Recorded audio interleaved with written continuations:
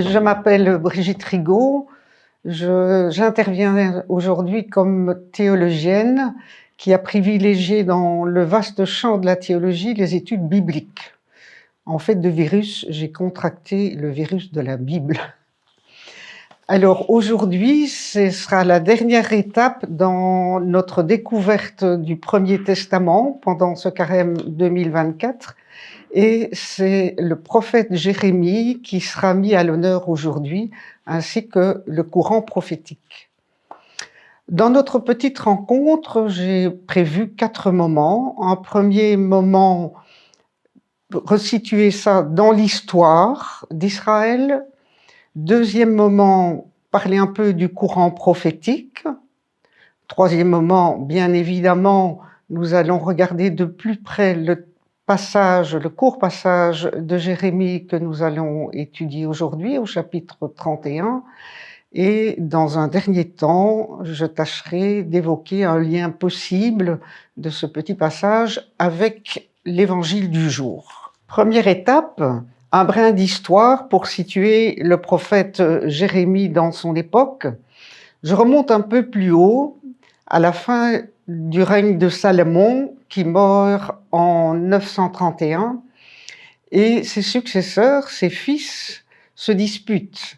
Ces disputes n'arrivent pas à trouver une solution. Résultat, le royaume se divise en deux, et le schisme a une portée à la fois politique et religieuse. 2 petits royaumes, le royaume du Nord avec 10 des 12 tribus, a pour capitale Samarie.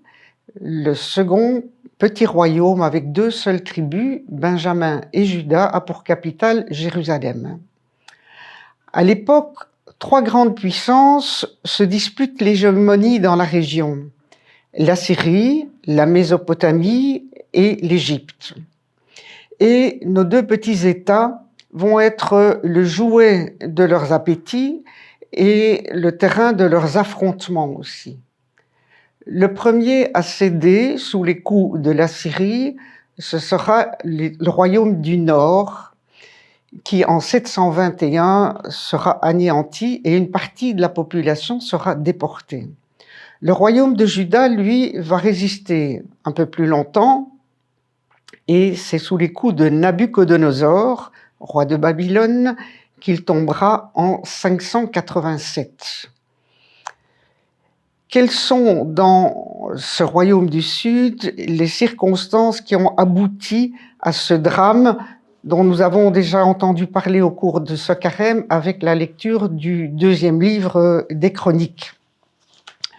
2 facteurs tiennent, me semble-t-il, à la fin du règne de Sédécias. Il a commis, me semble-t-il, 2 erreurs. La première, il avait ses idées fixes et il n'a pas eu, je dirais, l'humilité et la sagesse d'écouter son entourage et notamment le prophète Jérémie. Deuxième erreur majeure, celle-là, c'est qu'il a rompu de manière unilatérale un accord passé avec Nabuchodonosor.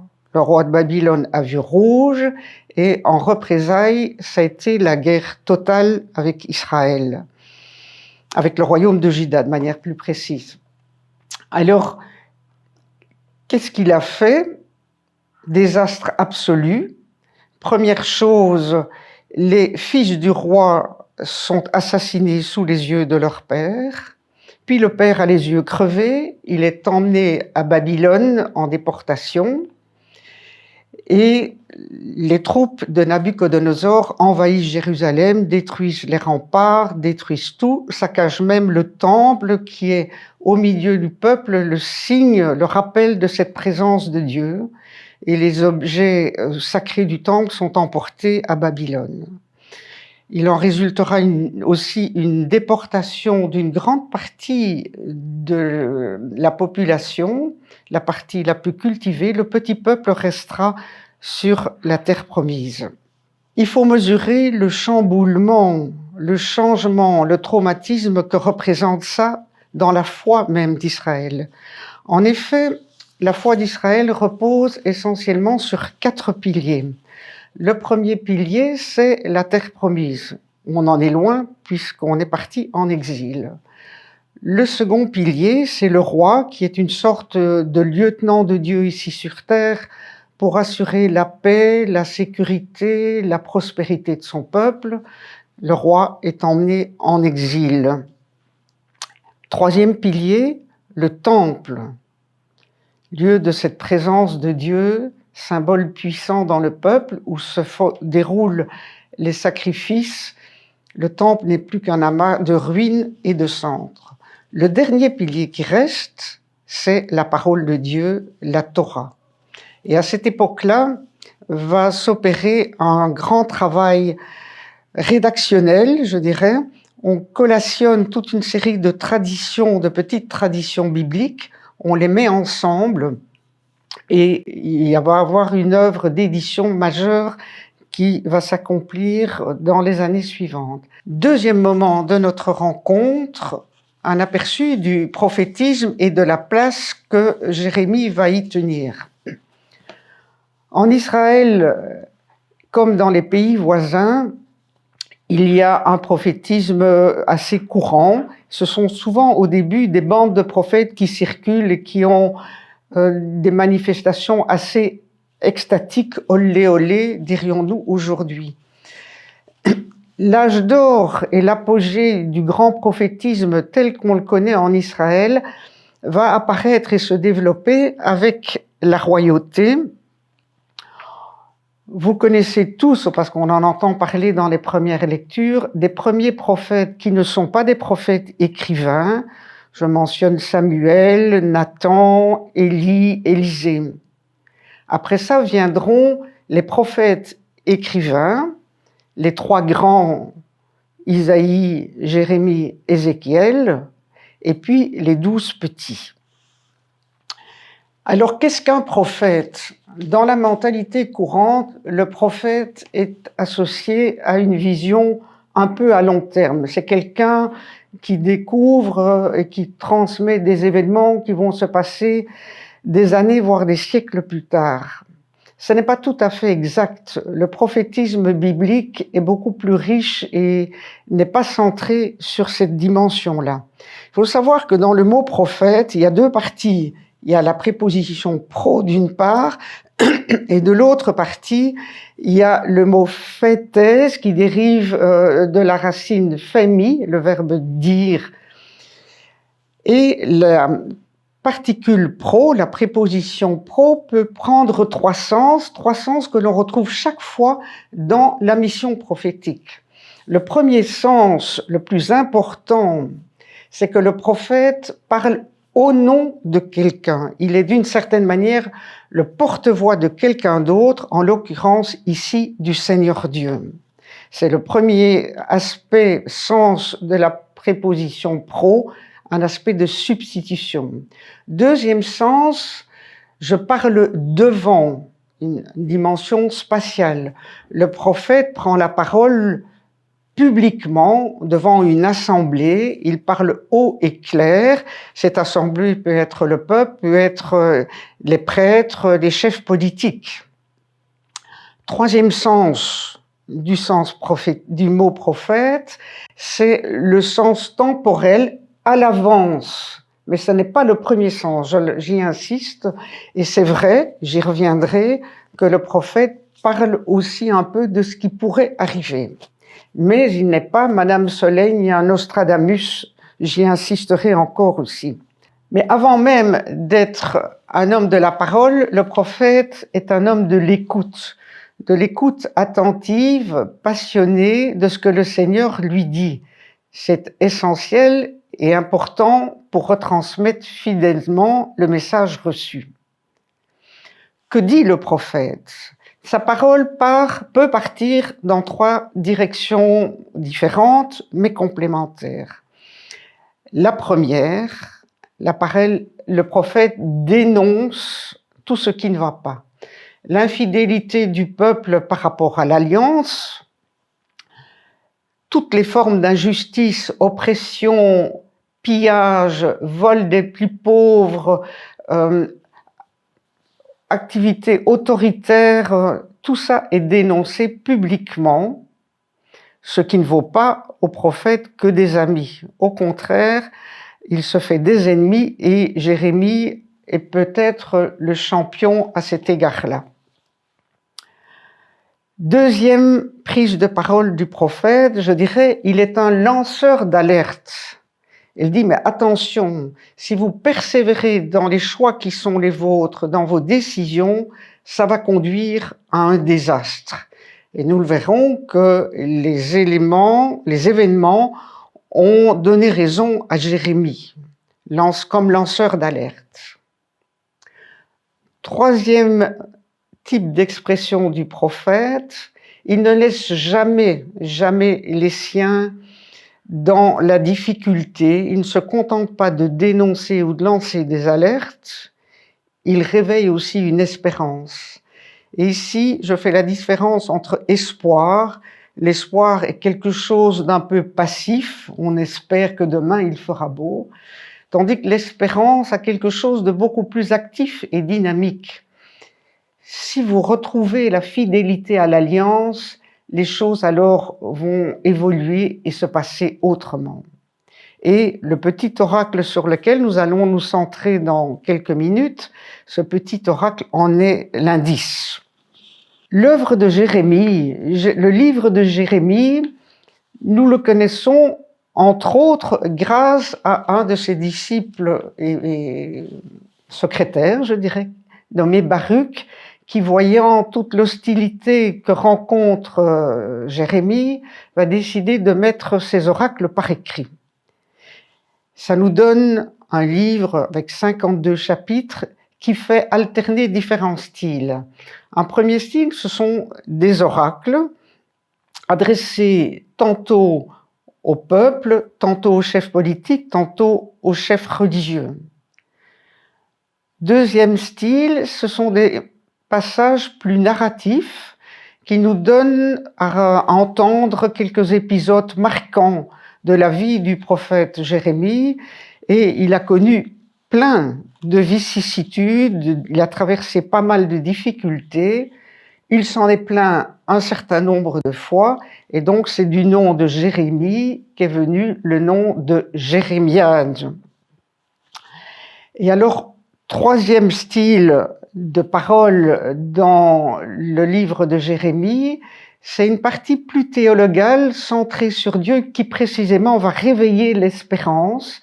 Jérémie, au cœur de son livre, plus précisément dans les chapitres 30 à 33, va évoquer la possibilité, la perspective de la fin de l'exil, d'un retour sur la terre promise, d'une reprise de l'alliance et de la vie à Jérusalem, qui sera d'ailleurs reconstruite. Et notre petit passage, ce sera le troisième moment de notre rencontre, va précisément appartenir à ce centre plus théologal qui réveille l'espérance.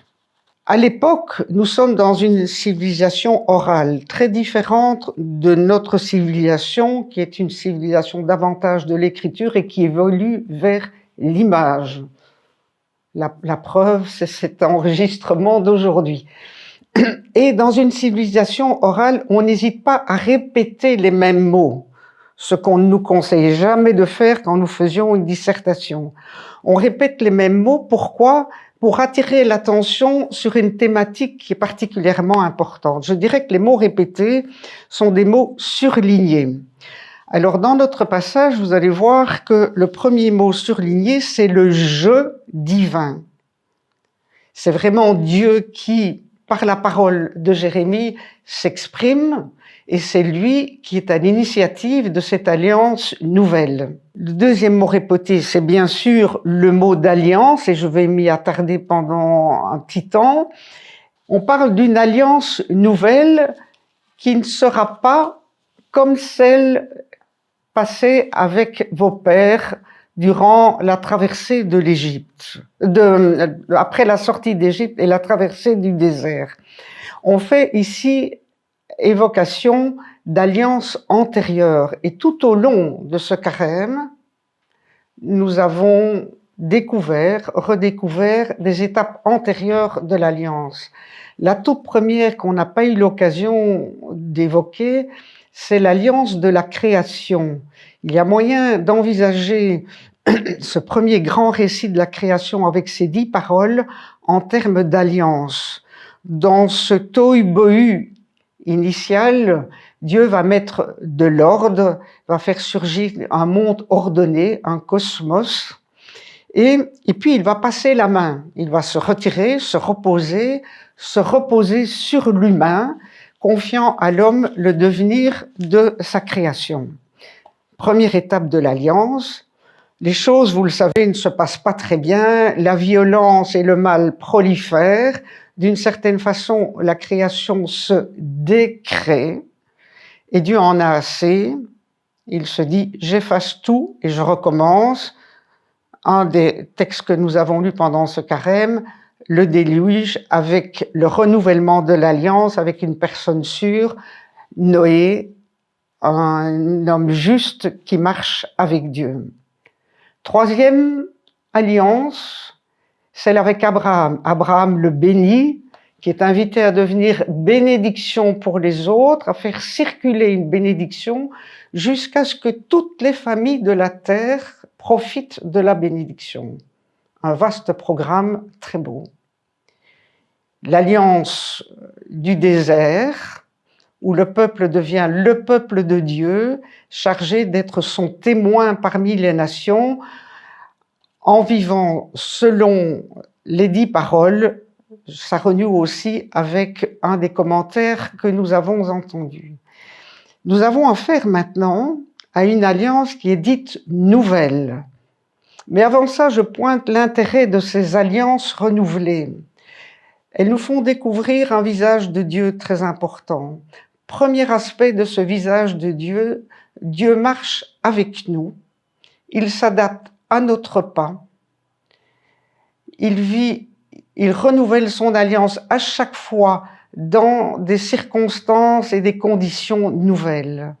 Je crois que c'est précieux de le découvrir. Dieu marche avec nous à notre rythme et s'adapte aussi à ce que nous sommes. Deuxième trait du visage de Dieu, à travers ces différentes étapes de l'alliance, il compte sur nous. L'alliance n'est jamais un privilège dont je bénéficie à titre exclusif, c'est en même temps une responsabilité et une mission. Nous allons regarder maintenant en quoi consiste cette alliance nouvelle. Cette alliance est inscrite sur le cœur. Le cœur, c'est le lieu de la vie consciente, le lieu de mon intelligence, de ma réflexion, mais aussi le lieu de mes choix, de mes décisions et de ma volonté pour les mettre en œuvre. Cette alliance est nouvelle en ce sens que la loi de Dieu est inscrite sur le cœur. Alors, derrière le mot loi, il n'y a pas une série de codes avec des sanctions. C'est d'abord, à l'origine, selon l'étymologie du mot loi, c'est une instruction, un enseignement. L'image que j'aime donner, c'est une route avec des balises ou des catadioptres qui permettent, dans l'obscurité de l'existence, d'avoir des petites lumières et des petits points de repère et qui nous évitent de tomber dans le fossé et de nous casser la figure, si vous me permettez l'expression. Et donc la loi, c'est ça. Cette loi est inscrite sur le cœur et non plus sur les tables de pierre qui étaient déposées dans l'Arche d'Alliance et qui accompagnaient le peuple durant son périple en terre promise, et puis cette Arche d'Alliance qui était dans le temple de Jérusalem. Le fait que cette loi soit désormais inscrite sur le cœur la rend potentiellement universelle, accessible à tout un chacun. Et ça, c'est une très très grande nouveauté. Cette loi a un autre avantage, c'est qu'elle dispense les Juifs de se donner mutuellement une instruction. Apprends à connaître le Seigneur. Et je crois, c'est une application que je fais avec notre aujourd'hui, que c'est important pour la catéchèse. Apprendre à connaître le Seigneur, ce n'est pas apprendre à le connaître intellectuellement, d'abord, c'est quelque chose de beaucoup plus intime, c'est d'entrer avec lui dans une relation vivante. Et donc la catéchèse aujourd'hui n'a pas seulement pour objectif, je pense, de nous donner un certain nombre d'informations sur Dieu, sur la Bible, sur Jésus, mais elle a aussi, me semble-t-il, à introduire à cette relation vivante, intime, à permettre d'apprendre à écouter le Seigneur qui parle au plus profond du cœur.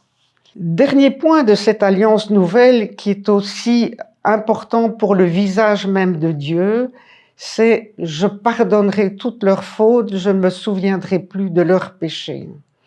Et donc ici, l'alliance nouvelle surligne, je dirais, un Dieu qui nous aime inconditionnellement, qui aime l'humain inconditionnellement, par-delà ses erreurs, ses faux pas, ses errances, ce que nous appelons notre péché. Maintenant, j'en viens, pour ne pas être trop longue, au lien avec l'évangile du jour. Dans l'évangile du jour, je crois discerner une progression vers l'universel. Au point de départ, il y a quelques Grecs qui s'adressent à deux des disciples, Philippe et André, et qui aimeraient voir le Seigneur. Quelques Grecs au début. En finale, Jésus dit, et c'est son espérance, « Quand je serai élevé de terre, j'attirerai tous les hommes à moi. » Quelques Grecs, tous les hommes. Et Jésus, finalement, est celui en qui se noue de manière décisive cette alliance sur le cœur. Jésus, en lui, se croise, je dirais, et se rencontre à la fois l'initiative de Dieu qui donne, qui aime tellement le monde, qui donne son Fils unique pour sauver le monde, et la réponse libre de l'homme Jésus, qui vit à fond cette alliance inscrite sur le cœur et qui se résume à ce qu'il appelle les deux recommandations fondamentales, aimer le Père et servir son projet d'une part, et d'autre part, aimer ses frères les hommes. Et Jésus l'a fait, n'a cessé de le faire, en annonçant le royaume de Dieu inlassablement et en prodiguant chaque fois que possible, chaque fois qu'il était attendu ou qu'il voyait la détresse humaine, des soins et des guérisons. Et donc, nous pouvons contempler Jésus, sa manière de vivre, ça nous fera découvrir la fécondité possible de cette alliance inscrite sur le cœur, une alliance féconde qui va porter beaucoup de fruits. Et c'est ce que je vous souhaite de vivre en termes de ce cheminement pascal, de connaître un petit quelque chose de cette vie éternelle dont parle Jésus, cette vie éternelle qui n'est pas pour après ce drôle de passage qu'est la mort, mais qui est déjà pour aujourd'hui. Cette vie éternelle, c'est tout ce qui dans nos vies a saveur d'éternité. C'est ce que je vous souhaite et merci de m'avoir écouté.